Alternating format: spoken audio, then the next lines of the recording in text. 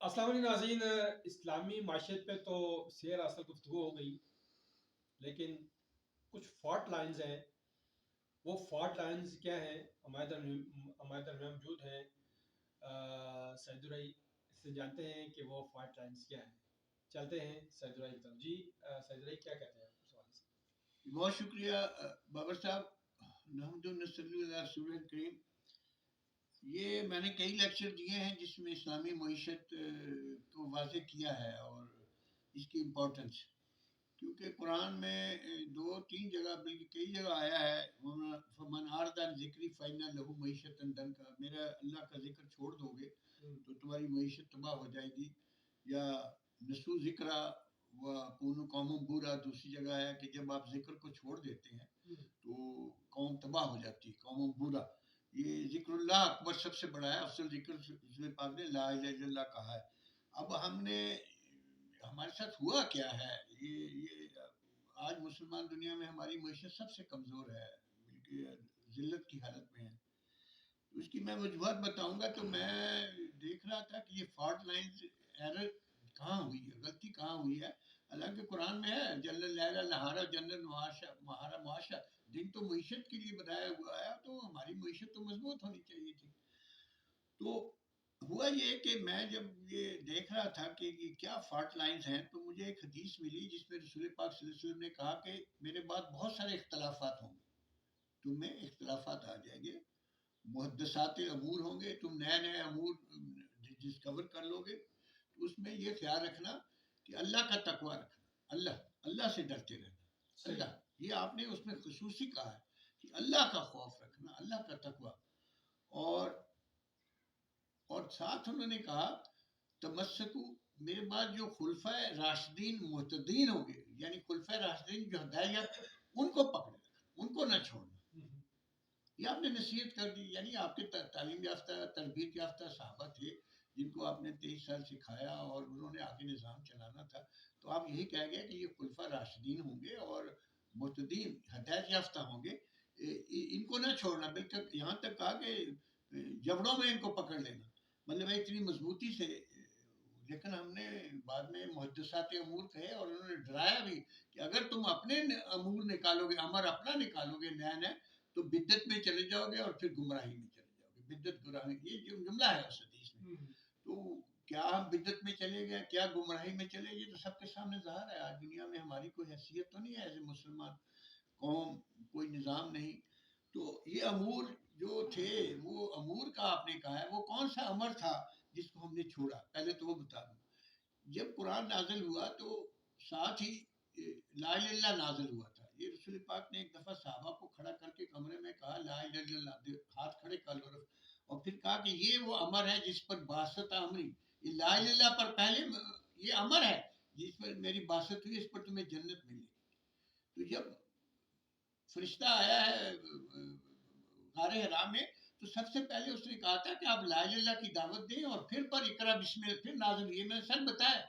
تو وہ جو پہلا تھا، تم نہیں جانتے تھے کتاب کیا ہے اور ایمان کیا ہے، جو لا الہ الا اللہ جس سے ہمیں ایمان آنا تھا، جو ایمان کی جڑ تھی، وہ آپ نے پھر کہا، اس کو ایکسپلین کیا ہے کہ اس کا مطلب ہے، آپ نے سارے قبیلے کو کھڑا کیا، انصر عشیرت، اس کا مطلب پھر آپ نے سب کو سمجھایا کہ لا الہ الا اللہ کا مطلب ہے تدین العرب و تبدل العرب جزیہ، کہ عرب اپنا قرضہ دیں گے جو اللہ کا حق ہے، اور جو غیر مسلم ہیں اگر وہ اس کلمے کے اندر آئیں گے تو وہ اس کی پراپر ٹیکس جزیہ دیں گے۔ مطلب ہے کہ لا الہ الا اللہ کا مطلب تھا کہ اللہ کا حق دینا۔ اور یہ بات اپنے اہل بیت میں رکھی۔ رسول پاک صلی اللہ علیہ وسلم نے 23 سال کے بعد جب حج پہ گئے ہیں تو حضرت علی کو یمن میں بھیجا اور کہا وہاں لا الہ الا اللہ کی تعلیم دینا۔ ان کا میں کیا کروں؟ ان کو کہہ رہا ہوں، ان کو منع، اس کا مطلب ہے کہ تم نے اللہ کا حق صدقات دینے۔ تو حضرت علی وہاں گئے، انہوں نے جنگ بھی کی اور قوم نے صدقات بھی دیے، اور جو جنگ میں غنیمت ملی تھی وہ بھی کہا یہ حق اللہ کا حق ہے۔ تو انہوں نے یہ لا الہ الا اللہ ایکسپلین کر دیا۔ یہ رسول پاک جاتے جاتے حضرت علی کے تھرو ایکسپلین بھی کر گیا، کیونکہ اہل بیت کے ساتھ ایک قرآن کا خاص رشتہ آپ نے قائم کرنا تھا نا۔ تو شروع میں بھی آپ نے لا الہ الا اللہ یہی سمجھایا اور آخری سال میں بھی یہ کہا۔ تو بات یہ ہے کہ ہم کلمہ بھول چکے ہیں۔ اب آپ کی جنگ جو ہوتی ہے تو اس میں حدیث میں لکھا ہوا ہے ان کے خلاف جنگ کرو، غزوہ جو کفر باللہ، جو اللہ کا انکار کرتے ہیں۔ اب اللہ کا انکار کیا تھا؟ کہ جب وہ اللہ کا حق دین نہیں دے، اگر وہ دے دے تو اللہ کا مسلمان ہو کے انکار. صدقہ، اور اگر وہ اپنے دین پر رہتے ہوئے بھی اگر جزیہ دے دے تو یہ اللہ کا حق، کفر باللہ کا مطلب یہ تھا کہ جو اللہ کا حق نہیں دیتے، یہ ہم بھول گئے. یہ لا الہ الا اللہ کی تعلیم تھی جس کو مختصر آپ نے یہ کہا کہ ذکر اللہ اکبر قرآن میں کہا ہے، افضل ذکر لا الہ، اور پھر کہا ذکر اللہ. یہ ہم ذکر کو جو ہے نا صرف نصیحت، ذکر لا الہ الا اللہ ہے، یہ ہمارا پرابلم ہوا، ہم سمجھنے میں بھی غلطی کر گئے. تو یہ سب سے پہلے کلمہ اگر آپ کا درست نہیں ہوگا تو آگے نظام نہیں چلتا، اکانومی نہیں چلتی. یہ سب سے پہلے لیسن تھا، رسول پاک صلی اللہ علیہ وسلم کی سنت ہے. اور 23 سال مکہ میں یہی لا الہ الا اللہ کی تعلیم دیتے رہے، اور جہاد میں بھی جہادی کلمہ بھی یہی دے شرطیں تھی کہ اللہ کا حق دینا ہوگا. تو ہم کیوں بھول گئے، ہمارے علماء کیوں بھول گئے؟ جب ہم نے اپنا نظام 200 سال کے بنایا تو ہم نے یہ رسول پاک کی سنت کو کیوں نہیں خیال رکھا؟ چلو رسول پاک کی سنت بھول گئے، لا الہ الا اللہ کا مطلب. تو حضرت ابو بکر کے پاس جب پہلا مسئلہ آتا ہے، جب وہ خلیفہ بنتے ہیں تو ارتداد، انہوں نے کہا جی ہم نہیں دیں گے، صدقات نہیں دیں گے، ارتداد ہو گیا. تو وہاں آپ نے سب صحابہ کو اکٹھا کر کے اس کو یقین کرایا کہ یہ ہمیں سے اللہ کا یہ کفر، کافرہ من کافر میں، یہ کفر میں چلے گئے، یہ اللہ کا انکار ہے. اللہ کا انکار کا مطلب ہے اللہ کی صدقات کا انکار کر رہے ہیں، اللہ کا حق. تو میں ان کے خلاف واللہ قاتل لنا فرق کا بین کے خلاف جہاد کروں گا، اور ان سے اللہ کا حساب بھی لوں گا، اور پھر زکوٰۃ جو حق المال ہے میں بتاؤں گا ایک دوسری، وہ بھی لوں گا. تو یہ حضرت عمر وہاں انہوں نے کہا کہ یہ شرح صدر ہوئی ہے، یہ بالکل صحیح ہے، اور یہ حق ہے، اور یہ جہاد ہوا. تو سب سے پہلے سنت تو یہ ہے ہمارے سامنے. اس کو ہم نے جب درس نظامی بنایا تو اس سنت کو سامنے کیوں نہیں رکھا؟ کلمہ تو حضرت ابوبکر صدیق نے پہلے دن ہی نافذ کروا دیا تھا. اب میں اس کے بعد کیا کہوں؟ یہ کس کی غلطی ہے؟ میں یہ علماء ہیں یا کیا ہیں؟ یہ کون سا نظام انہوں نے بنایا جو کلمہ کو آپ بھول جائیں تو باقی کیا رہ جائے گا آپ کے پاس؟ کچھ بھی نہیں رہا. انا للہ و انا الیہ راجعون، اللہ کے نے بھیجا ہے، اللہ کے پاس جانا ہے، اور یہ کلمہ اللہ کے پاس آپ کو لے جائے گا. وہاں تو کلمے کا سوال ہوگا، اللہ نے تو اپنا سوال کرنا ہے، میرا آپ کام ہے. یہ مال و دولت و دنیا رشتہ پابند بتانے وہم و گما لا الہ الا اللہ. تو قبر میں تو 3 چیزیں جاتی ہیں، وہ لا الہ الا اللہ آگے جائے گا جو عمل ہے آپ کا، باقی تو حدیث ہے کہ واپس آ جاتے ہیں. تو بات یہ ہے کہ ہم بھول گئے. یہ سب سے بڑی غلطی فالٹ لائن ہے، آپ کی تفاسیر میں نہیں ہے، آپ کے علماء نہیں بیان کرتے. جو کلمہ قوم بھول جائے بد نصیب قوم ہے. اس سے بڑی بد نصیب قوم کوئی نہیں ہے جس کو اپنے کلمے کا مطلب نہیں پتا، اور بنتے ہیں دعوے دار کہ ہم دین کے ٹھیکیدار ہیں، ہم یہ ہیں، ہم وہ ہیں. وہ تمہیں کلمے کا مطلب تو پتہ نہیں. تفاسیر سورہ جمعہ میں لکھا ہوا ہے، پچھلی قوموں نے بھی گدوں کا بوجھ اتنی بڑی بڑی کتابیں اکٹھی کر لی تھی، یہاں ملونا ہمارا سارا.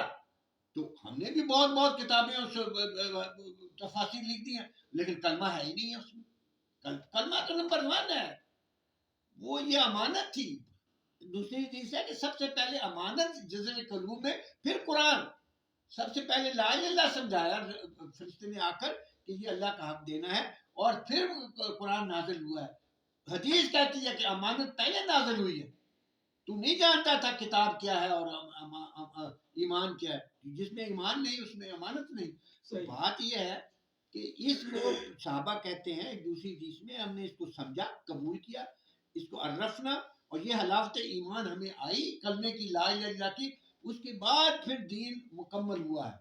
اس کے بعد کہا دین اور شریعت اس کے بعد مکمل ہوتی ہے. آپ کی دین اور شریعت نامکمل ہے 1400 سال سے، جب کلمہ ہی نہیں ہے اس میں. کلمہ ہی نمبر 1. میں نے بتایا قرآن میں جہاں پر بھی ذکر آئے گا 3 باتوں کی، وہ ایک بات وہ کلمے کی کہتا ہے. قرآن میں جہاں پر بھی ایک اللہ کی بات نمبر 1 ہوتی ہے، بعد میں دوسری باتیں ہوتی ہیں. جیسے آپ کے مال میں 3 حقوق ہیں، ایک اللہ کا حق ہے صدقہ، ایک آپ کے مال کا حق ہے جو آپ کا اکاؤنٹ ہے اس میں آپ نے ڈالا، اور ایک آپ کی محنت کا ہے. لیکن اللہ کا حق نمبر 1 ہے. جہاں پر بھی قل اعوذ برب الناس مالک الناس الہ الناس، ایک الہ کا ساتھ ہے، بسم اللہ الرحمن الرحیم، ایک اللہ ہے بیچ میں. یہ کلمہ طیب تھا، اس کو ہم نے بھول گیا. اس کو طیب نہیں کہتے، اب اس کو کلمہ ہی کہتے. طیب کا ہوتا ہے کہ اپنی حلال کمائی کماؤ، اس میں طیبات میں سے اللہ کا حق دو. آپ نماز پڑھنے کے بعد بیٹھ کے کیا کہتے ہیں؟ التحیات للہ والصلوات والطیبات. 3 چیزیں آپ کی مالی، جانی اور دوسری قربانی اللہ کے لیے ہیں. تو آپ اس کا اعتراف کرتے ہیں اور آپ کو پتہ ہی نہیں. آپ نماز پڑھ کے قیام رکوع سجدہ میں نے بتایا تھا سجدہ اللہ کے لیے 3 چیزیں، نماز میں بھی پڑھنے کے بعد آپ بیٹھ کے یہ 3 چیزوں کا ورد کرتے ہیں کہ یہ 3 چیزیں اللہ کی ہیں، میرا مال دولت، میرے صلہ رحمی، صلات اور طیبات، جو میری کمائی ہوگی اس میں طیب میں خرچ کروں گا، تو یہ اللہ کی ہیں للہ. لیکن ہمیں پتہ ہی نہیں، اندھوں کی طرح گونگے بہرے رہ کے نمازیں پڑھتے ہیں، اس کا مقصد ہمیں نہیں پتہ. نہ آپ کو مولوی یہ بتائے گا، نہ آپ کا کوئی عالم بتائے گا، بیکاز کو حق حلال کی کمائی کرنی پڑے گی. طیبات خرچ کرنے کے لیے سب سے پہلے آپ کو رزق حلال کمانا پڑتا ہے. رسول پاک نے کہا سب سے بڑا ہاتھ تو جو اپنے ہاتھ کی کمائی کھاتا ہے وہ ہے. حضرت داؤد کے واقعہ بتایا کہ اپنے ہاتھ سے زرہیں بناتے تھے اور حلال کی کمائی کماتے.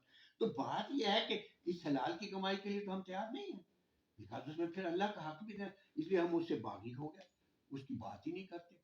میرے وضو میں ایک بال ننگا رہ جائے نا تو ہم کہتے ہیں جہنم میں جائے گا. رسول پاک نے کہا ہے کہ اللہ کے حق میں سے ایک سوئی بھی اگر آپ نے خیانت کی تو تب بھی تم جہنم میں جاؤ گے. یہ نہیں بتاتے، یہ کیوں بتائیں گے؟ اس میں تو پھر آپ کو بھی عمل کرنا پڑے گا. ہم اس سے بھاگے ہوئے باغی. تو بات یہ ہے کہ رسول پاک نے ابو بکر نے جہاد بھی کیا. پہلا خطبہ سنیں ان کا، میں اس سے پہلے آپ نے جو بات کی جس دن خلیفہ بنے، انہوں نے کہا میں خیر پر نہیں، میں تمہارا ولی بنایا گیا ہوں. یہ دعوت خیر ہوتی ہے. رسول پاک کی سنت تھی کہ آپ کے گھر میں سے جو تعلیم حاصل کر کے جاتا تھا یہ دل الخیر کی تعلیم لے کے جاتا تھا. اصحابکم خیار اکرم، میرے خیر والے ہیں، آپ خیر والی جماعت میں. قرآن میں 2/272 میں خیر کی تقسیم ہے. اللہ کا رکھ دو، اپنا رکھو اور اپنے مال میں، یہ میں نے بتا چکا ہوں. تو یہ خیر کی تعلیم ہم بھلا دی. خیر کا کہیں ذکر نہیں ہے، کوئی نہیں ہے، کوئی بتاتا ہی نہیں ہے کہ آپ نے اکانومی میں رسول پاک کے گھر سے جو تعلیم حاصل کر کے جاتا تھا وہ خیر کی تعلیم لے کر جاتا تھا. اب بتائیں، رونا نہیں پڑے گا آپ کو؟ اور آپ کیا بتانا چاہتے ہیں؟ آپ کے رسول کے گھر سے جو سیکھ کے جاتا تھا وہ تو خیر کی تعلیم لے کے جاتا تھا. حضرت سعید بن مسلم کہتے ہیں وہ خیر پر نہیں جو طلب مال، جو کمائی نہیں کرتا، دولت پیدا نہیں کرتا، وہ خیر پر نہیں ہے. آپ نے معیشت بنانی ہے، دولت پیدا کرنی ہے، حق حلال کمانا ہے، اس کے لیے کیونکہ ہم تیار نہیں ہیں. ہوا یہ کہ بادشاہ نے بیت المال پہ قبضہ کر لیا، جو صدقات جاتے تھے، جو بھی ٹیکس. تو علماء نے بعد میں سوچا ہم کیا کریں، انہوں نے زکوٰۃ پر قبضہ کر دیا. اب تفسیر کی کتاب میں لکھے، میں آپ صحیح بات کہتا ہوں، میں جھوٹ نہیں کہہ رہا. جتنی بھی آپ کی حدیث کی کتابیں ہیں وہاں جو اکانومی کا چیپٹر ہے اس کا عنوان ہے کتاب زکوٰۃ، جو بالکل غلط ہے. وہ کتاب صدقات ہونا چاہیے. صدقات انما صدقات للفقراء عاملین، وہ جو عاملین تھے مصدق وہ ٹیکس لیتے تھے، صدقات زکوٰۃ نہیں لیتے تھے. زکوٰۃ میں فرق ہے. ہاں دیکھیں میں آپ پھر سمجھا دیتا ہوں. رسول پاک وہ باغ کی آمدنی میں 1/3 صدقہ ہے، 1/3 آپ کے گھر کا ہے، 1/3 جو اکاؤنٹ جو آپ کا کاروبار ہے اس میں ڈالنا ہے، وہ زکوٰۃ بنتی ہے. کیونکہ اس نے گرو کرنا ہے، اپنے کاروبار میں بڑھنا ہے. آج 3 کروڑ کا آپ کا سرکولیشن میں منی ہے، کل 5 کروڑ ہو جائے گا، پھر 10. تو یہ زکوٰۃ آپ کے ری انویسٹ ہوتی ہے آپ کے کاروبار میں. صدقات اللہ کا، اور وہ سارے آپ چیپٹر اٹھا کے دیکھیں اس میں رسول پاک نے صدقات کا ذکر کیا. لیکن ہم نے اس کو چینج کر دیا کیونکہ بادشاہ، اب آپ بادشاہ کو نہیں کہہ سکتے تھے کہ تم نے صدقہ دینا ہے، اور اس کو نہیں کہہ سکتے تھے کہ موت پر بھی تم نے وصیت کرنی ہے اپنے مال میں سے عوام کے لیے. یہ تو ڈر گئے. بادشاہ نے تو ان کو پھانسی پر چڑھا دینا تھا، انہوں نے چھوڑ دیا اس کو اور زکوٰۃ کے پیچھے پڑ گئے، جو کہ بالکل غلط ہے، تحریف ہے. زکوٰۃ تو آپ کے مال میں جو انویسٹ ہوتا ہے وہ زکوٰۃ ہوتی ہے، اس کو زکوٰۃ کہتے ہیں. تو اس طرح وہ حضرت ابوبکر صدیق نے پہلا خطبہ دیا ہے کہ میں خیر پر نہیں ہوں. پھر کہا الصدق و امانہ، میں پڑھتا ہوں خطبہ، یہ صدقات امانت ہے، اللہ کی امانت ہے. امانت کو پہنچاؤ حقاں تک، قرآن میں کہا ہے نا، اور کذب خیانہ ہے. اور پھر کہا کہ جو غریب ہے اس کو میں، ضعیف ہے اس کو میں حق دلا کے رہوں گا، اور جو قوی بڑا اپنے کو فن خواہ سمجھتا ہے اس سے حق لے کے دوں گا. یہ دیکھیں یہ وہ صدقات کی تعریف کر رہے ہیں، انما صدقات للفقراء سامنے. اور یہ کیسے حاصل ہوگا؟ پھر کہا کہ جو قوم جہاد فی سبیل اللہ چھیڑتے ہیں وہ ذلیل ہو جاتی. یہ خطبہ ہے. اب وہ کلمہ ہی سمجھا رہے ہیں، کلمے کی تعریف کر رہے ہیں کہ یہ امانت ہوتی ہے، یہ کہاں استعمال ہونی ہے، اور اس کلمت اللہ کے لیے آپ کو جہاد بھی کرنا پڑے گا. جہاد میں بھی وہی بتایا یہ کلمہ ہوتا ہے. بات یہ ہے کہ یہ جب پہلے سنت ہمارے ابو بکر صدیق کی، رسول پاک کے ساتھ 23 سال صحابی رہے، صدیق ہیں، ان کے سب کچھ سیکھا. یہ خطبے میں انہوں نے پہلی بات کیوں کی ہے؟ وہ یہی تو تھا دین کا اصل چیز. لیکن ہمیں نہیں پتا. ہم نے جو نظام بنایا، رسول پاک نے کہا ہے میری سنت خلفائے راشدین کو دیکھ کر چلانا. نہ نے ابو بکر صدیق کے خطبے پر سوچا، نہ ان کے پہلے جہاد جو کیا صدقات لینے کو وہ سوچا، تو ہم تباہ ہو گئے کیونکہ ہم نے کچھ اور ہی نظام بنایا۔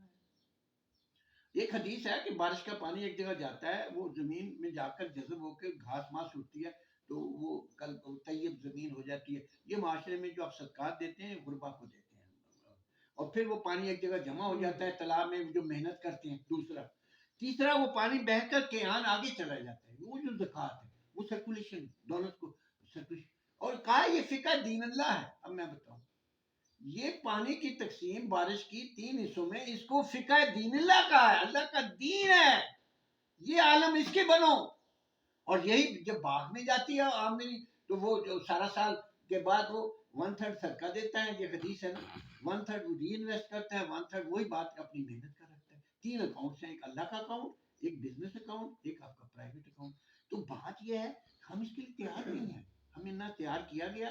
خیر کی تعلیم میں نے بتایا یہ ہے، اور یہ آپ کو کیا بتاؤں، میں تو ہر جگہ پڑھتا ہوں قرآن میں یہ 3 رخ آتے ہیں۔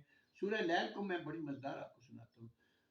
واللیل اذا یغشی والنہار اذا تجلی وما خلق الذکر والانثى سعیکم الشتى فاما من آتی واتقی وصدق بالحسنى۔ 3 چیزیں آپ نے آتا کرنا ہے، متقی بننا ہے، اور صدقہ بالحسنى صدقات دینے ہیں۔ اس کو امام اس میں پڑھیں مسند امام ابو نے اس کو کہا ہے یہ لا الہ الا اللہ، آپ پڑھ لیں۔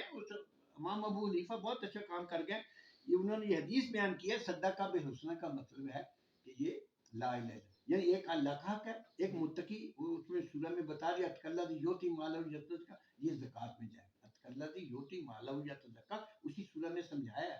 اور تیسرا آپ کی محنت کا، اگر یہ 3 کام نہیں کرتے تو پھر آپ یسر میں چلے جائیں گے، اگر نہیں کرتے تو اسر میں ہے، پھر آپ قسم میں استغنا، دولت کو کہیں گے میری ہے زکوٰۃ نہیں ہے، اور بخل کریں گے، تو پھر آپ نیگیٹیوٹی میں چلے جائیں گے۔ یہ قرآن نے پھر وہی 3 چیزیں بتائی ہیں کہ 3 یہی ہیں، ایک صدقات ہے، ایک متقی بن کے زکوٰۃ دو، ایک اپنا اکاؤنٹ کھول لو، ایک بزنس اکاؤنٹ کھول لو، ایک اللہ کا اکاؤنٹ کھول لو۔ اگر سپوز آپ بخل کرتے ہیں اور دولت کے اوپر سانپ بن کے بیٹھ گیا، اس کو سرکولیشن میں نہیں رکھتے، اس کو معاشرے میں جاری نہیں رکھتے اپنے کاروبار میں، اور صدقات بھی نہیں دیتے، تو سورہ محمد کی آخری آیت پڑھ لیں کہ جو قوم انفاق نہیں کرے گی اور اس طرح دولت کے اوپر سانپ بن کے بیٹھ جائے گی اور بخل کرے گی، تو قرآن نے کہہ دیا ہے میں تمہاری قوم کو ختم کر دوں گا، میں وہ قوم لے آؤں گا جو تمہاری طرح نہیں ہے۔ قوموں کے بدلنے کا نظریہ یہی ہے۔ سورہ لیل کو پڑھیں اور سورہ محمد کو پڑھیں، آخری آیت کہ میں دوسری قوم لے آؤں گا جو تمہاری طرح نہیں ہوگی۔ آج مسلمانوں پر وہ قومیں آتی رہیں جن کا معاشی نظام اچھا تھا، جن کا ٹیکس سسٹم اچھا تھا، اور وہ ساری سورہ محمد میں لکھا ہوا، یعنی یہ قوموں کی تبدیلی کا بھی اس میں ہے، نہ صرف اپنے کاروبار کی تبدیلی۔ خدا تعالیٰ کہتا ہے میں قوموں کو اسی اصول پر تبدیل کرتا ہوں، نماز روزے پر تبدیل نہیں کرتا، نماز روزے پر نہیں لکھا، یہ معیشت کے اصول پر رکھا ہے میں تبدیل کرتا ہوں۔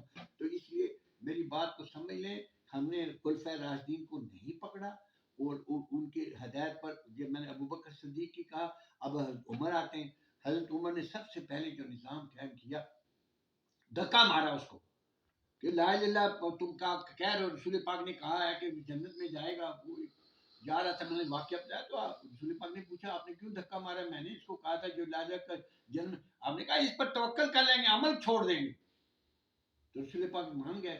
دیکھیں عمل سے زندگی بنتی ہے، جنت بھی جنت قول سے نہیں بنتا، کبر مقتل یقولون ما لا تفعلون، قول اور فعل میں تضاد نہیں ہونا چاہیے۔ اگر لا الہ الا اللہ کہتے ہیں تو اس پر عمل کرتے ہیں۔ اچھا اب پوری زندگی کا میں آپ کو نظریہ بتا دوں، زندگی اور موت اللہ نے بنائی ہے، آپ مانتے ہیں؟ صحیح، خلق